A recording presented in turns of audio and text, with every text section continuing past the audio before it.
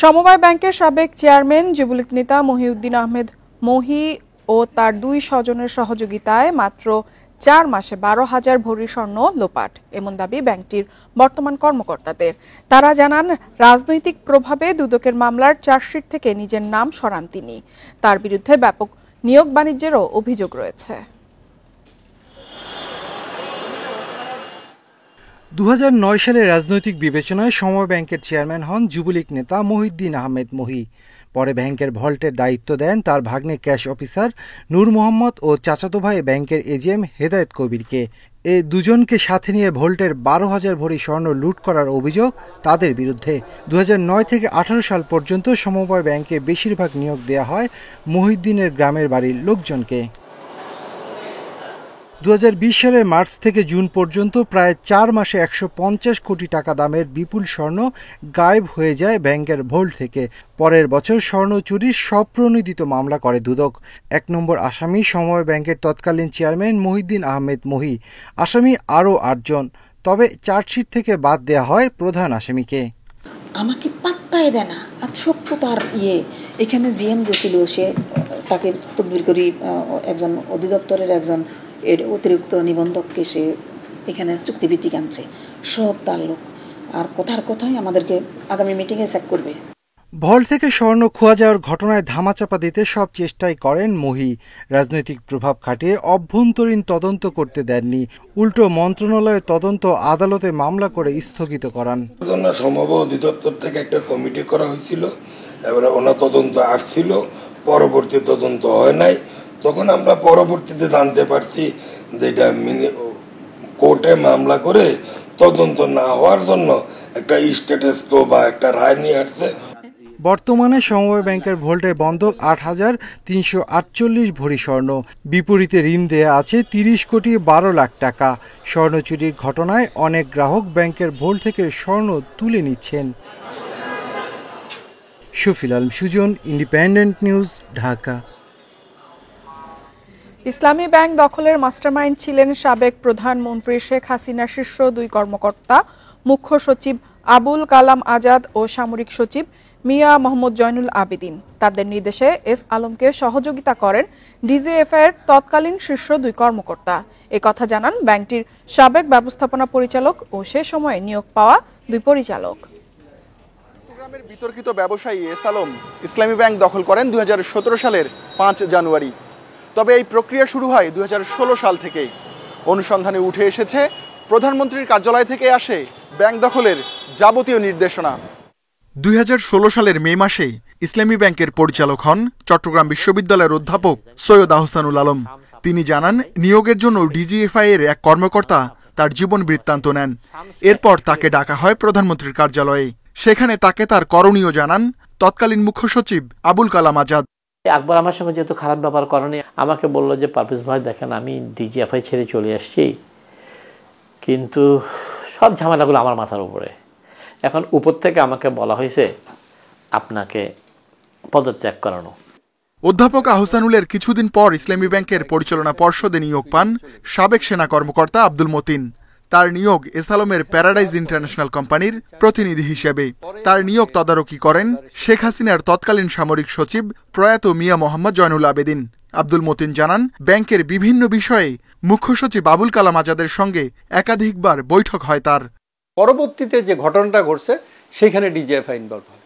তার আগে কিন্তু কোনো হয় না। এটা হচ্ছে যে পিএম এর অফিস থেকে জয়নুল আবেদিন, সে সম্ভবত এস আলমের আত্মীয় একই এলাকার, মানে কাছাকাছি তো তার মাধ্যমে আমার কাছে অ্যাপ্রোচ করে। ধীরে ধীরে ইসলামী ব্যাংকের বোর্ডে সরকার ও এস আলমের প্রতিনিধি আরও বাড়ে। এরপর আসে ৪ জানুয়ারি, যে রাতে ব্যাংকটির এমডি সহ বোর্ডের একাধিক সদস্যকে পদত্যাগে বাধ্য করেন ডিজিএফআই কর্মকর্তারা। পরদিন হোটেল রেডিসনে বসে বোর্ড সভা। সেখানে উপস্থিত ছিলেন ডিজিএফআই এর বিভিন্ন পর্যায়ের ৮ থেকে ১০ কর্মকর্তা।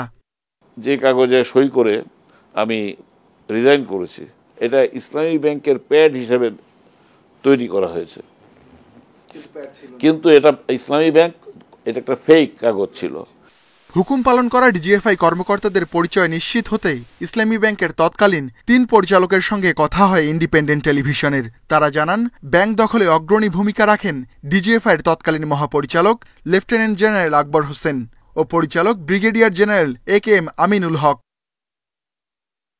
Ruhul Amin, independent news, Dhaka. বকেয়া বেতনের দাবিতে ঢাকা ময়মনসিংহ ও নবীনগর চন্দ্রা মহাসড়ক অবরোধ করে বিক্ষোভ করেছে শ্রমিকরা। এদিকে অবরোধের ফলে ঢাকা আরিচা ও ঢাকা ময়মনসিংহ মহাসড়কে আটকা পড়েছে শত শত যানবাহন। গাজীপুরের ভোগড়া বাইপাস এলাকায় 3 মাসের বকেয়া বেতনের দাবিতে ঢাকা ময়মনসিংহ মহাসড়ক অবরোধ করে বিক্ষোভ করেছে অ্যাপারেলস প্লাস কারখানার শ্রমিকরা। এছাড়া অপ্রীতিকর ঘটনা এড়াতে আশেপাশের বেশ কিছু কারখানা ছুটি ঘোষণা করেছে কর্তৃপক্ষ। আশুলিয়া শিল্পাঞ্চলে বেশিরভাগ পোশাক কারখানা খুলে দেওয়া হয়েছে। এদিকে সড়ক অবরোধের কারণে ঢাকা ময়মনসিংহ মহাসড়কে দীর্ঘ যানজটে ভোগান্তিতে যাত্রী চালক। গতকাল সকাল থেকে নবীনগর চন্দ্রা মহাসড়ক অবরোধ করে বিক্ষোভ করেছে বার্ডস গ্রুপের তৈরি পোশাক কারখানার শ্রমিকরা। 1 মাসের সময় নিয়েও গতকাল বেতন পরিশোধ না করায় সড়কে অবরোধ করে অবস্থান করে বিক্ষোভ করেছে শ্রমিকরা। আমরা কোনো সিদ্ধান্ত পাইতেছি না। আমাদের কোম্পানি মালিক বলছে 30 তারিখে বেতন পরিশোধ করে দিব, এবং আমরা কোনো দাঁড়াই দিচ্ছে না কিছু। এভাবে আমরা কয়দিন থাকবো? আমাদের রাস্তা ক্লিয়ার করে থেকে আমরা চলে যাই। এদিকে গার্মেন্টসে অস্থিরতা সৃষ্টি করতে একটি গোষ্ঠী উস্কানি দিচ্ছে বলে অভিযোগ করেছেন শ্রম উপদেষ্টা আসিফ মাহমুদ সজীব ভুইয়া। যারা গুজব ছড়িয়েছে তাদেরকে চিহ্নিত করা হচ্ছে বলেও জানান তিনি। দুপুরে সচিবালয়ে আইন শৃঙ্খলা বিষয়ক উপদেষ্টা কমিটির সভা শেষে এসব কথা জানান শ্রম উপদেষ্টা। আসিফ মাহমুদ বলেন, গার্মেন্টস কারখানার নিরাপত্তা নিশ্চিতে আইন শৃঙ্খলা বাহিনী দীর্ঘদিন ধরে ধৈর্যের পরিচয় দিচ্ছিল। সাভারে একজন শ্রমিক নিহতের ঘটনায় শ্রমিকদের ভেতর থেকেই প্রথম গুলি ছোড়া হয় বলে জানান তিনি। এরপর সহিংস পরিস্থিতিতে গুজব ছড়িয়ে আইন শৃঙ্খলা বাহিনী ও শ্রমিকদের মুখোমুখি করা হয় বলে দাবি করেন শ্রম উপদেষ্টা। পুলিশ গুলি ছুড়তে বাধ্য হয়েছে উল্লেখ করে উপদেষ্টা জানান, নিহত শ্রমিককে 13 লাখ টাকা ক্ষতিপূরণ দেয়া হয়েছে। বলেন, যেসব মালিক বেতন দিচ্ছে না তাদেরকে আইনের আওতায় এনে বকেয়া পরিশোধের ব্যবস্থা নেওয়া হবে। সেখান থেকে গুলি করে পরিস্থিতিটাকে উস্কে দেওয়া হয়েছে। ফলশ্রুতি গতকালকের ঘটনাটা যেখানে সূত্রপাত হয়, মূলত একটা গুজবের ভিত্তিতে সেটা সূত্রপাত হয়েছিল। প্রথম গুলিটা শ্রমিকদের ভেতরে থেকে দুষ্কৃতিকারীরা ছুড়েছিল এবং সেখান থেকেই মূলত গোলাগুলির সূত্রপাত হয় এবং সেখানে দুঃখজনকভাবে আমাদের একজন শ্রমিক নিহত হন এবং আরো পলিথিন নিষিদ্ধ করে পাট, কাপড়, কাগজের ব্যাগের প্রচলন করা অন্তর্বর্তী সরকারের যুগান্তকারী উদ্যোগ। এটি সফল হলে দেশে পাটের উৎপাদন বাড়বে, লাভবান হবে কৃষকরা। সোনালী আঁশের দেশ হিসেবে আবারও মাথা উঁচু করে দাঁড়াতে চায় বাংলাদেশ। সকালে গুলশানে একটি শপিং মল পরিদর্শনে গিয়ে এসব কথা বলেন বস্ত্র ও পাট উপদেষ্টা এম সাখাওয়াত হোসেন। রাজধানীর সুপার শপ ও শপিং মলে নিষিদ্ধ হলো পলিথিনের ব্যাগ। তাই মঙ্গলবার সকাল থেকে পাট ও কাগজের তৈরি ব্যাগে বাজার করছেন ক্রেতারা। 20 থেকে 30 টাকায় বিক্রি হচ্ছে এই ব্যাগ। পলিথিনের ব্যাগ বিক্রি ও নিষিদ্ধ হওয়ায় অনেকেই সাথে এনেছেন পাটের ব্যাগ। ক্রেতারা বলছেন, পলিথিনের বিকল্প ব্যাগের উৎপাদন ও মজুত আরও বাড়াতে হবে, সেই সাথে দামও সাশ্রয়ী করার দাবি তাদের। এটা 10 টাকা হলেও এনাফ, কারণ আপনাকে তো শুধু ইউনিমার্টে কারা আসছে তাদেরকে চিন্তা করলে হবে না, সবার কথাই চিন্তা করতে হবে। সবার পক্ষে 10 টাকা দিয়ে কেনারও হয়তো সামর্থ্য থাকবে না।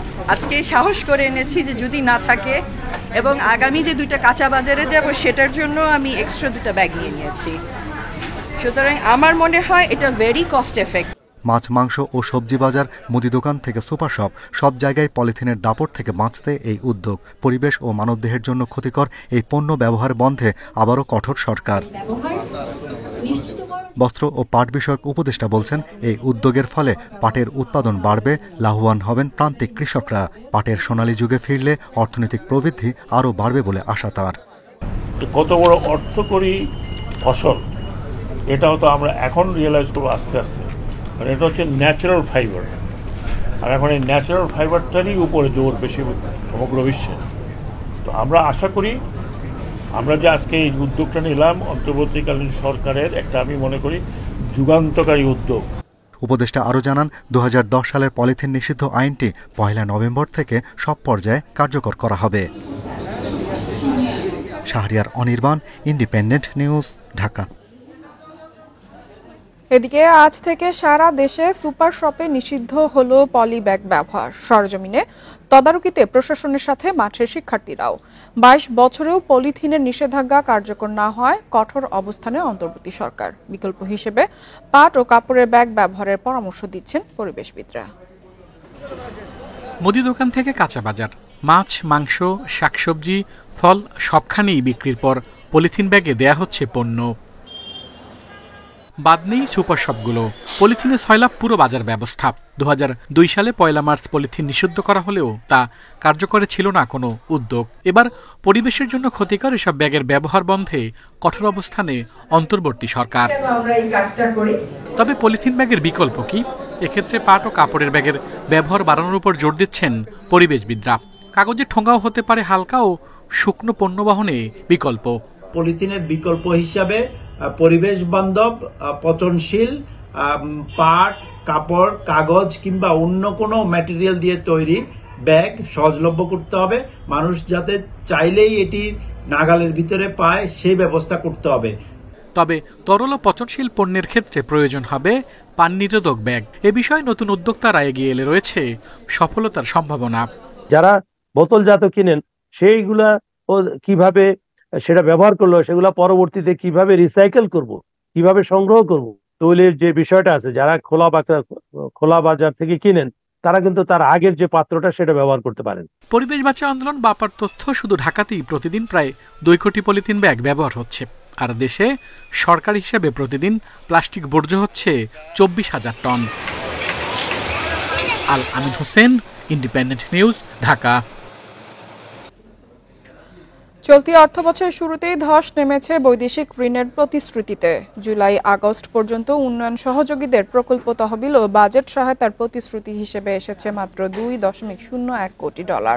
অর্থনৈতিক সম্পর্ক বিভাগের হালনাগাদ প্রতিবেদন অনুযায়ী গত অর্থ বছরের চেয়ে চলতি অর্থ বছরের প্রথম 2 মাসে প্রায় 98% প্রতিশ্রুতি কম এসেছে। গত অর্থ বছরের একই সময়ে প্রতিশ্রুতির পরিমাণ ছিল $114 কোটি। ইআরডি জানায় বিদেশি ঋণের পাইপলাইনে থাকা প্রকল্পগুলো নতুন করে পর্যালোচনার সিদ্ধান্তের কারণে অর্থ বছরের প্রথম 2 মাস অর্থাৎ জুলাই আগস্টে উন্নয়ন সহযোগীদের ঋণ প্রতিশ্রুতিতে বড় ধরনের ধস দেখা দিয়েছে।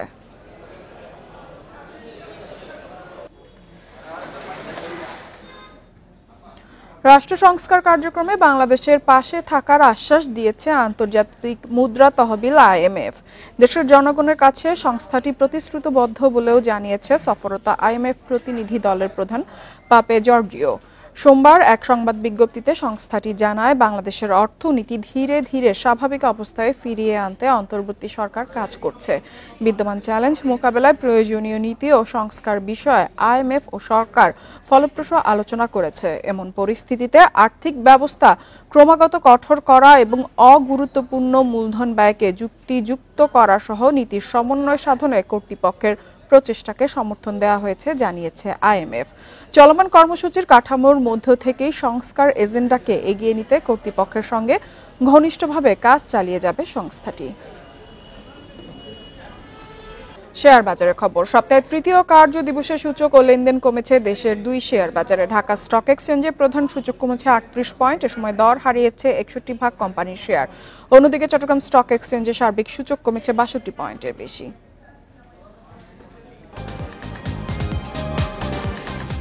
মঙ্গলবার দিনের শুরুতে কিছুটা ইতিবাচক ছিল ঢাকা স্টক এক্সচেঞ্জ। প্রথম 10 মিনিটেই প্রধান সূচক বাড়ে 41 পয়েন্ট। এরপর শুরু হয় সূচকের পতন। দিন শেষে ডিএসএক্স সূচক কমেছে 38.21 পয়েন্ট, অবস্থান করছে 5586 পয়েন্টে। সূচকের সঙ্গে কমেছে লেনদেনের পরিমাণও। আজ মোট লেনদেন হয় 389 কোটি 47 লাখ টাকা। আগের দিনের চেয়ে লেনদেন কমেছে 114 কোটি 43 লাখ টাকা। হাতবদলে অংশ নেওয়া 397টি কোম্পানি ও মিউচুয়াল ফান্ডের মধ্যে দর কমেছে 61 ভাগ কোম্পানির শেয়ারের। এ সময় দর বেড়েছে 105টির, কমেছে 244টির, অপরিবর্তিত রয়েছে 48টি প্রতিষ্ঠানের শেয়ারের দর। সবচেয়ে বেশি লেনদেন হওয়া প্রতিষ্ঠানের তালিকায় প্রথম ইসলামী ব্যাংক, দ্বিতীয় গ্রামীণফোন, তৃতীয় অবস্থানে ইবনে সিনা।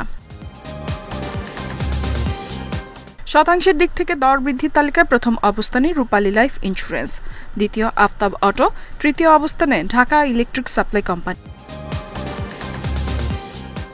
অন্যদিকে চট্টগ্রাম স্টক এক্সচেঞ্জে সার্বিক সূচক কমেছে ৬২.৪৫ পয়েন্ট, লেনদেন ৫,৮৯ লাখ টাকার share. Ifatara, Independent News. Exclusive ২০০ billion ক্লাবে চতুর্থ ব্যক্তি হিসেবে নাম লেখালেন মেটার CEO Mark Zuckerberg. Bloomberg billionaire ইন্ডেক্সের তথ্য অনুযায়ী এই প্রযুক্তি উদ্যোক্তার ব্যক্তিগত সম্পদের পরিমাণ $৭,৩৪০ কোটি বেড়ে চলতি বছর ২০১ বিলিয়ন বা ২০,১০০ কোটি ছাড়িয়েছে। তালিকার শুরুতেই রয়েছে টেসলা ও এক্সের সিও ইলন মাস্ক, যার সম্পদের পরিমাণ $২৭,২০০ কোটি। এরপর অ্যামাজনের প্রতিষ্ঠাতা জেফ বেজস ও লাক্সারি ব্র্যান্ড LVMH এর সিও বেহানা আহনের সম্পদের পরিমাণ যথাক্রমে $২১,১০০ কোটি ও $20,৭০০ কোটি। ৪০ বছর বয়সী মার্ক জাকারবার্গ ২০০৪ সালে সামাজিক যোগাযোগ মাধ্যম ফেসবুক চালু করেন। এই প্ল্যাটফর্মের প্যারেন্ট প্রতিষ্ঠান মেটা। জাকারবার্গের বেশিরভাগ সম্পদের উৎসও এখানে। ২০২৪ সালে মেটার শেয়ার দর বেড়েছে প্রায় ৬৪%।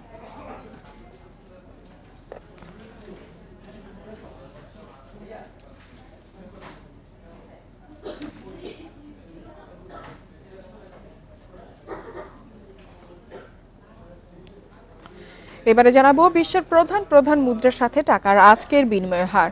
দর অপরিবর্তিত যুক্তরাষ্ট্রের ডলারে বিনিময় হচ্ছে ১২০ টাকায়, দর কমেছে যুক্তরাজ্যের পাউন্ডের বিনিময় হচ্ছে ১৬৮ টাকা ৫১ পয়সায়, ইউরোর দরও কমেছে, বিনিময় হচ্ছে ১৪০ টাকা ৩২ পয়সায়। দর অপরিবর্তিত ভারতীয় রুপির বিনিময় হচ্ছে ১ টাকা ৪৫ পয়সায়। সৌদি রিয়েলের দর কমেছে, বিনিময় হচ্ছে ৩২ টাকা ১৪ পয়সায়। দর অপরিবর্তিত আরব আমিরাতের দিরহামের বিনিময় হয়েছে ৩২ টাকা ৮৩ পয়সায়, কমেছে কুয়েতি দিনারের দর, বিনিময় হচ্ছে ৩৯৪ টাকা ৭৬ পয়সায়। এছাড়া মালয়েশিয়ান রিঙ্গিতের দরও কমেছে, বিনিময় হচ্ছে ২৮ টাকা ৯৬ পয়সায়।